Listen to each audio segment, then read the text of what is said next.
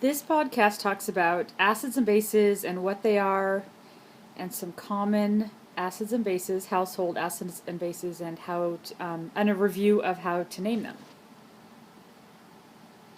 So there are some properties of acids and bases which you should know. All of them except the taste. You should not ever taste anything in lab, but you actually probably are familiar with some edible acids and bases, which will remind you of their taste. So, sour taste is acids, and a bitter taste is bases. And examples of this for acids, lemons are acids, and grapefruit is acids, and vinegar is an acid. So we know that those are sour. And bases, there are not very many edible bases because they are bitter and they don't taste very good. Baking soda, if you've ever eaten baking soda, is bitter. And caffeine is bitter. It is a base in coffee and things like that. Other properties that are useful to know are bases have a slippery, soapy feel. Bases react with acids to form salts. Acids react with bases to form salts. And this is a typo. This should be acids here. Acids react with many metals, so you want to fix that in your notes. Some common household acids and bases. Acids include lemon juice, vinegar, aspirin is an acid, vitamin C, and common bases are soap, bleach, and ammonia. Notice a lot of cleaning products are bases. Drain cleaner is also a base. That's a very strong base, probably the strongest chemical that you have in your house. So we're going to review how to name acids and bases. There's two broad categories for acids that we will see. One of them involves an anion, so like sulfate is an anion and it forms an acid. And the other category is the halogen or halide acids. HF is one example of that.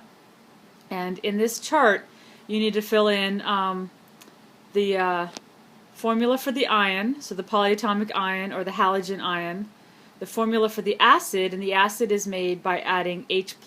H+ acts like a metal, and we treat it like a metal in the formula, and then naming the acid. And so again, we've seen a few of these. Sulfate becomes sulfuric acid, and the halogen acids are named with a hydro in the front, so hydrohalogenic acid.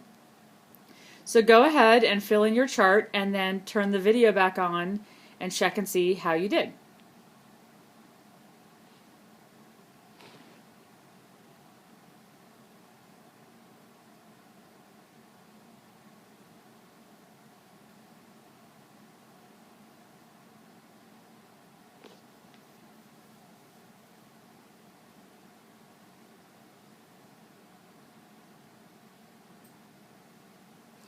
Okay, so these are the anions. They're all anions that we've seen before. The anion names and the anion formulas. Pay close attention to the charge, because if it's a -3 charge, like in phosphate, it's going to need 3 protons or 3 H pluses to balance it out and make a formula, and that would be phosphoric acid. Halogens like bromide only have a -1, so they need 1 hydrogen, HBr, and that is hydrobromic acid.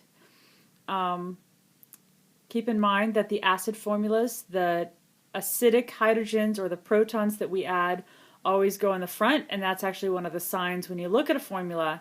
That's one of the signs that it is an acid, that it starts with hydrogen. Bases are exactly the same as the bases that we talked about naming when we did ionic compounds. They are all hydroxides, and we name them just like any other hydroxide. Being a base doesn't change the name at all.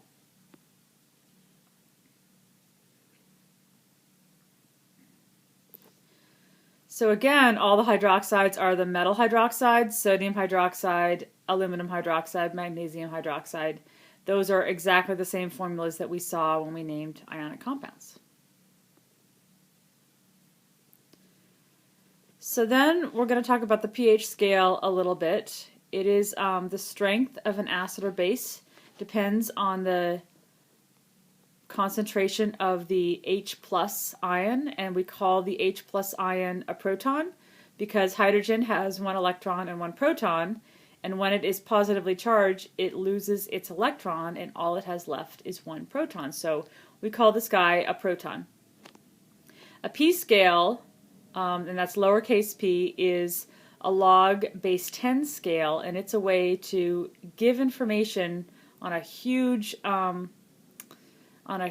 range in a really small group of numbers, and that's why we use the pH scale. What this means is that when you jump from one number to the next, that is a 10-fold change in H plus or proton concentration and the number of protons.